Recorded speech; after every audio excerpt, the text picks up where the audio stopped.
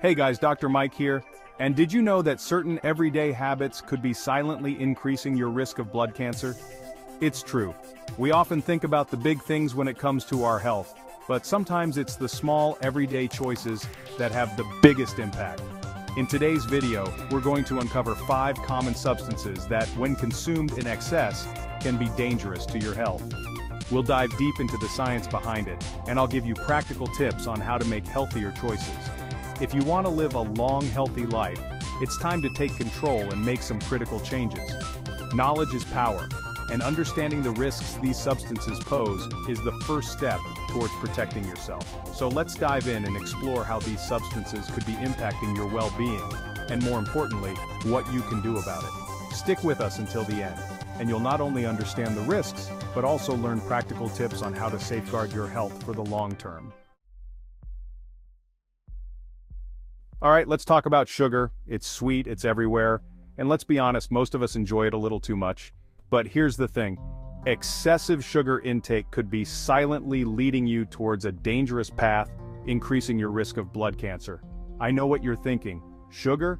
Really? But trust me on this one. Studies have shown that excessive sugar intake can contribute to obesity and insulin resistance, both of which are linked to an increased risk of developing blood cancers. Think of it like this. When you consume too much sugar, your body is constantly dealing with these spikes in blood glucose levels. It's like a roller coaster ride for your system, and over time, this leads to chronic inflammation. Now you might be wondering, what does inflammation have to do with cancer? Well, chronic inflammation is like a fire smoldering beneath the surface, creating an environment where cancer cells can thrive. And the science backs this up. Research from the American Cancer Society indicates that high insulin levels, often associated with excessive sugar intake, can actually promote the growth of cancer cells, including those involved in blood cancers like leukemia. So what can you do about it? First off, don't panic. You don't have to give up sugar entirely. Start by cutting back on sugary drinks. Instead of soda, reach for water, unsweetened tea, or even sparkling water with a splash of lemon or lime. Next, become a label detective. You'd be surprised how much hidden sugar is lurking in processed foods. Pay attention to those labels and be mindful of your choices. And remember, natural sugars found in fruits are a better alternative, but even those should be consumed in moderation. Balance is key. Taking control of your sugar intake is a powerful step towards reducing your risk of blood cancer and improving your overall health. Small changes can make a big difference.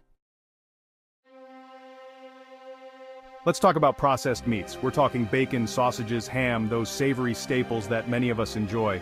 But here's the hard truth. Did you know that processed meats are classified as Group 1 carcinogens by the World Health Organization? That means they have strong links to cancer, including blood cancers such as lymphoma. Now, I'm not saying you can never have a bacon cheeseburger again, but it's crucial to understand the risks and make informed choices.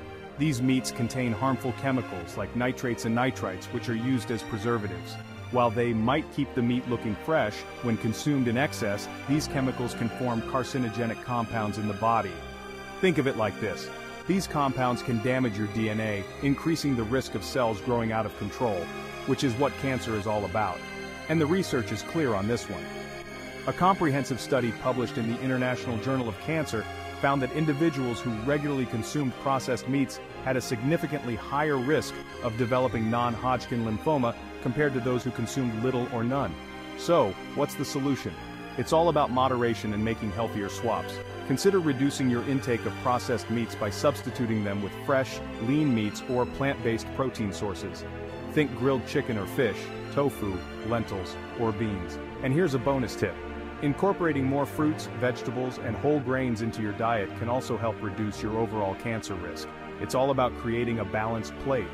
By making these changes, you're not just cutting down on harmful substances, you're actively choosing a path towards better health and longevity. And who doesn't want that? Chapter 3.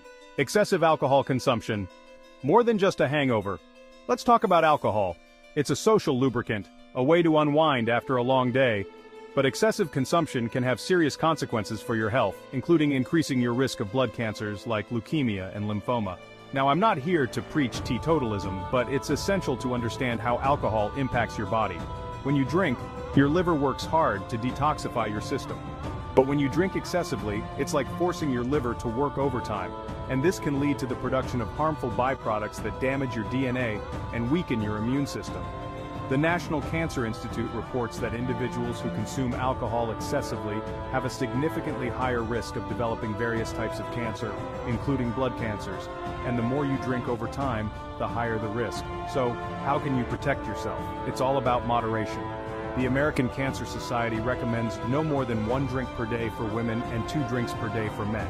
And remember, a drink is defined as 12 ounces of beer, 5 ounces of wine, or 1.5 ounces of distilled spirits. Try swapping alcoholic beverages for non-alcoholic alternatives, especially during social events. Sparkling water with lime, cranberry juice with soda, or even mocktails can be just as refreshing and festive. Reducing your alcohol consumption is a simple but effective way to lower your risk of blood cancer and promote long-term health. Your body will thank you for it. Chapter 4. Excessive red meat consumption. The sizzle and the risk. Red meat. It's a staple in many diets, but consuming it in excess can significantly increase your risk of developing blood cancer. And it's not just about the meat itself, but also how it's cooked. When red meat is cooked at high temperatures, like grilling or barbecuing, it can produce harmful chemicals called heterocyclic amines, HCAs, and polycyclic aromatic hydrocarbons, PAHs. These chemicals have been linked to various cancers, including those of the blood. A study published in the journal Cancer Epidemiology, Biomarkers and Prevention found that individuals who consumed large amounts of red meat, particularly well-done or charred meat, had a higher risk of developing blood cancers, including leukemia. So what can you do? First, consider reducing your overall red meat consumption. You don't have to eliminate it entirely, but try having meatless meals a few times a week. When you do eat red meat, opt for leaner cuts and avoid charring. Try cooking it at lower temperatures like baking, stewing, or slow cooking. These methods not only reduce HCA and PAH formation, but also enhance the flavor of the meat. And remember, diversifying your protein sources is key. Incorporate more plant-based proteins like beans, lentils, tofu, and tempeh into your diet. By making these small changes, you're not only reducing your cancer risk, but also embracing a healthier, more balanced diet. It's a win-win. Chapter 5. Excessive sodium intake.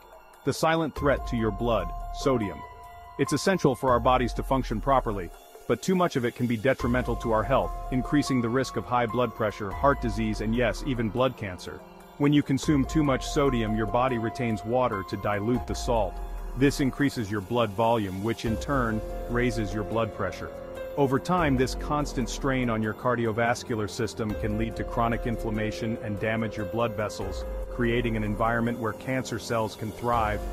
Research published in the American Journal of Clinical Nutrition shows that high sodium intake is associated with an increased risk of gastric cancer, and emerging evidence suggests a possible link to blood cancers as well.